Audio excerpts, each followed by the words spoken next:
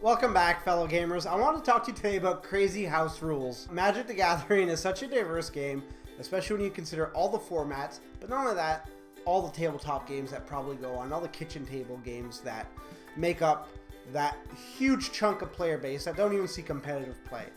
And you know, each play group is almost like an individualistic cluster and universe that's pretty much separate from Magic the Gathering. Yeah, they have the basic rules down, but some of them have so many different variants and house rules tied within them that become like the norm that people sometimes forget that these are house rules. So first off, before I slam any other house rules that I've come across, I'll talk to you about one of the craziest, I guess, house rules that we implement in our play group. So one thing is that we don't have any banned cards, so we play with any card. If you own it, you can play it. It actually opens up a lot of space, and we have a lot of fun playing it. And not only that, when we play with other people who don't play with that, it's kind of a bummer. We'll tailor our decks to those other groups, but it honestly bums us out. But another thing that we do when we just play, the 3 or 4 of us, is we have this Mulligan Rule that's in place, and it's been in place for now a few years. I like it. It helps us with our decks. It makes it so that you really don't get mana screwed or mana flooded. From your opening hand, if you have 2 lands or less, you reveal your hand, and if you show your hand, you get to redraw 7 cards for free. You can do this as many times as you need. As soon as you hit your 3rd land, though, you need to stop. Now, it sounds pretty crazy. A lot of people actually like the way when we introduce them to this mulligan technique, they love it. The key here, though, is making sure that your playgroup doesn't abuse the actual mulligan rule, because it's easy to then cut corners on lands or mana rocks and really just try to keep mulliganing until you get that ideal hand. Thankfully, as I mentioned, nobody abuses it in our group, and I'm really happy about that. It just makes it so that nobody is really left out of the game, or they take longer to get going while there's already two or three juggernauts at the table. So it's helped smooth out our gameplay. When, let's say, me and my buddy Dave, we play one-on-one, we definitely don't use that. We just use the 7, 7, 6, 5, 4, 3, 2, 1. But when there's 3 or 4 people in the game, it really helps. It helps it out.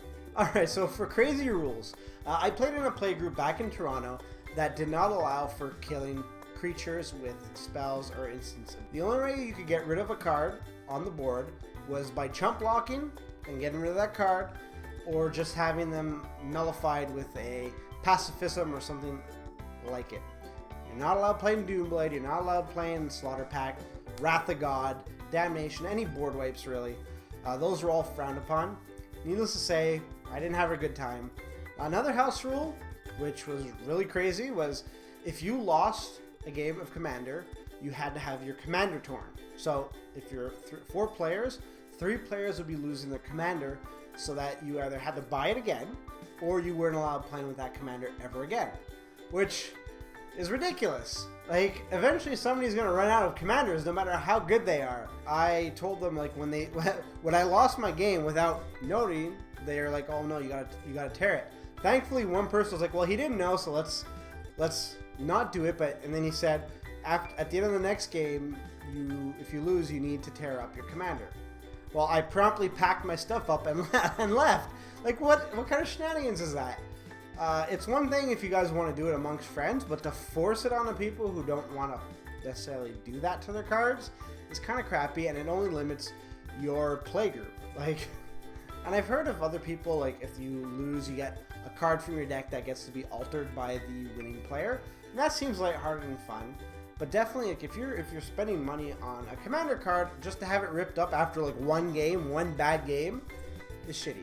That was terrible. And finally, one of the last ones was you're not allowed playing blue. This was a completely different play group. No decks were allowed having blue. You had to play with the other 4 colors. You couldn't even play a multicolored card that had blue in it. Like, it's crazy. Now, I didn't know this. I had shown up with my Teferi deck. So you can only imagine how that played out. I was told right away that I have to choose another deck. I did have another deck. I play with one good, one bad deck when I go into a new play group.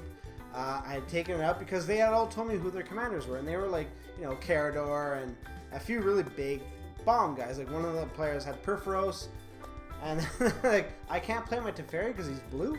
Come on. I thought that was so weird. How are you going to eliminate one whole color from your game. Like, Magic is all about the color wheel and balancing and counteracting one color with another color or supplementing it. It's just, wow. But that's it. I would love to know what crazy house rules that you've run into, or maybe crazy house rules that you implement yourself, but you know they're crazy, but they're just too fun to not have them in your play. If you'd like to watch some other videos on Magic Gathering, you can check it out right here. And if you'd like to subscribe, which really helps the channel out, and we really appreciate it, you can do that right here. It lets you know when we go live during our live streams or when we upload new content. Thank you for watching. Thanks for making me a part of your day. And until next time, good gaming.